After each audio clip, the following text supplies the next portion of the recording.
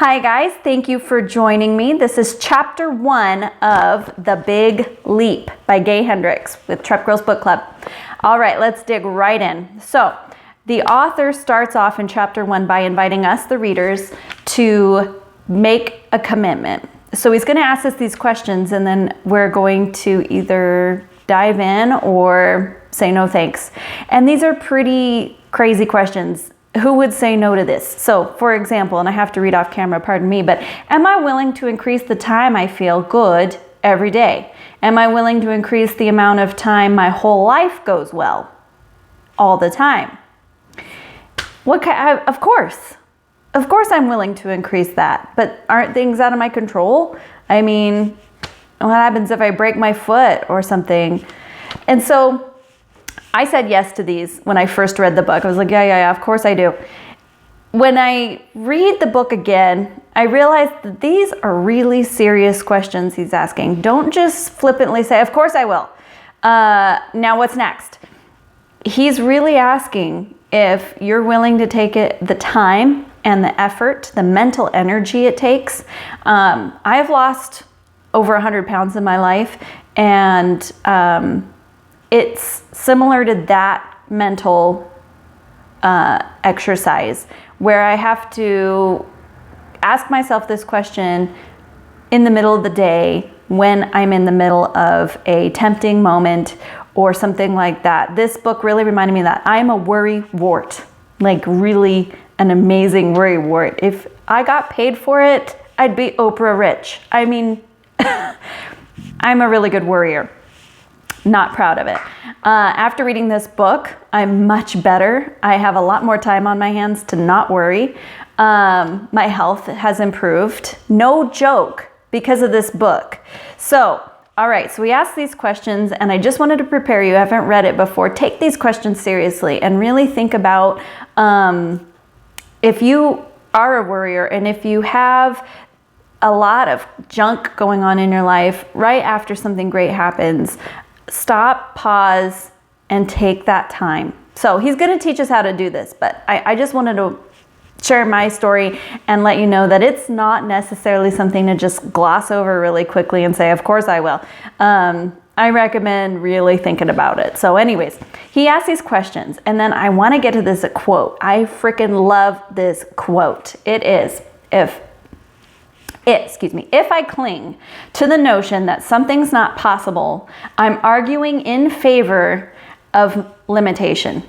And if I argue for my limitations, I get to keep them. Ouch. I have run across people doing this, and I have done this a lot of times. In my own business, when it was time to make a change or something wasn't working in the process or a sales issue, whatever it was, I made so many reasons, excuses, whatever you want to call them, for why the change, the positive direction wasn't going to work.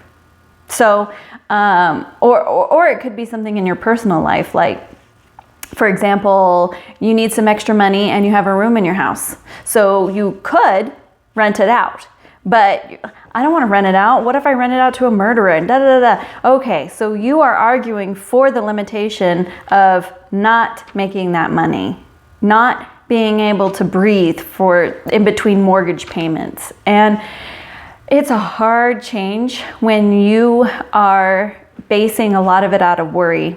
And I'm just speaking from personal experience. He doesn't talk about this, but he talks about it in general terms, that to me, this quote means that when you are faced with a change that's not necessarily easy, but it's better than the situation you're in, and you keep fighting why that change isn't possible or why you don't want to do that change, you're arguing for staying where you're at and staying in that limiting space in your head and in your life. And that was a really big responsibility to take on. That was kind of scary, to take on the not so right things in my life, that I was responsible for them, was really hard, actually. And I don't know about you, but that was really something that I had to look in the mirror long and hard after I read that quote and after I read this first chapter. So he goes on in the chapter, after he invites you to take, and me to take on that transformation, if we ask these questions, then he talks about how you're going to run into some things like your ego, and how the ego is built to protect you, and your pride, your ego, your pride, and how that is going to be the first thing that comes up against you as you start to make these transformations. So I appreciate that in the book. He is preparing us for a battle. And again, I'm going to bring this back to my experience with weight loss. I was fighting myself every day. There was the part of me that when something bad happened, I'm an emotional eater, a stress eater. When something happened that didn't go my way, or that it wasn't expected, or whatever, and I wanted to eat to feel better, or eat to reward myself.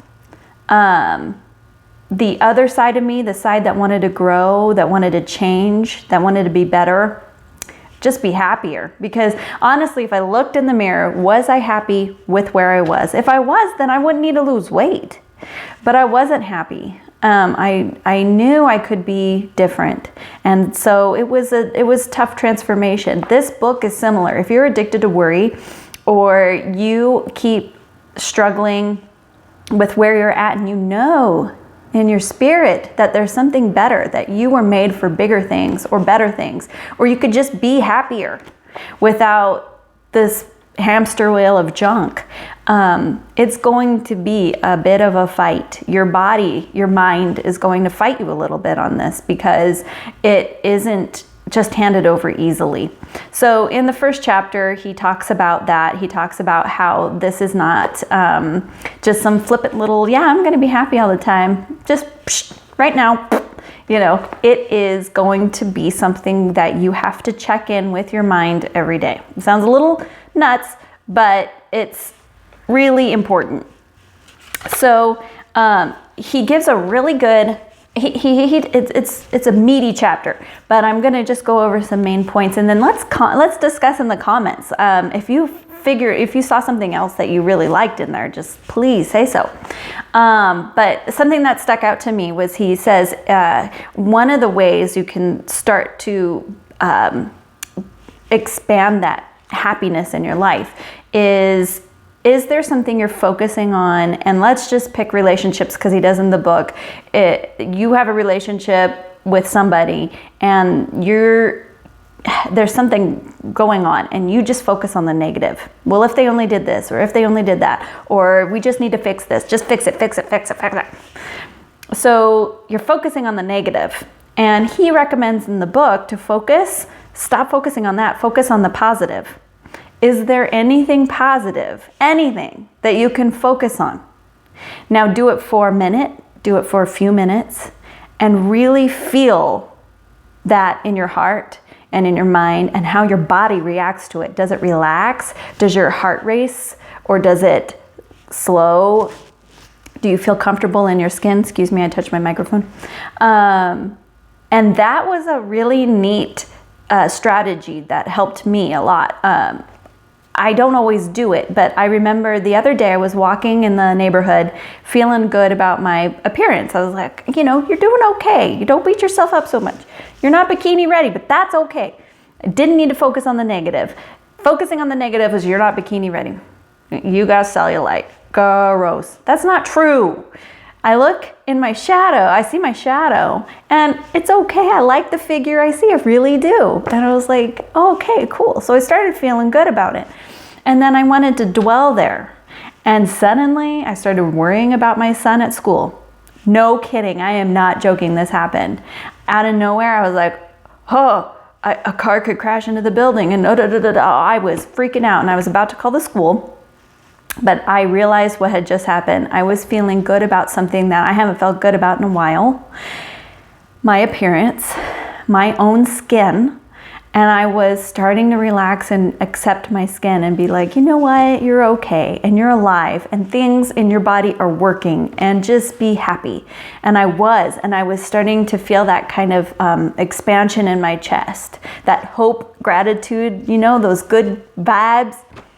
And that's when it came and hit me, and I realized this is real. this upper limit issue is real, and I have an upper limit issue personally, and I'm just sharing this with y'all to see if it hopefully helps.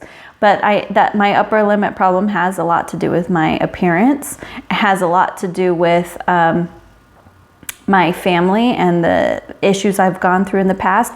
He'll dive deeper into that in chapter 2, and so will we. So anyways, going to wrap it up right here. These were some really neat topics he touched on. I just glazed over a couple things because I don't want to talk your ear off. I think we should talk about this in the comments. And I am there. I'll be watching if you have anything to say, and let's really get the most out of this book. I hope you are reading it and enjoying it. And thank you for your time with me here on the book club. I hope it's beneficial, and I hope you have a great day. So take care. Bye.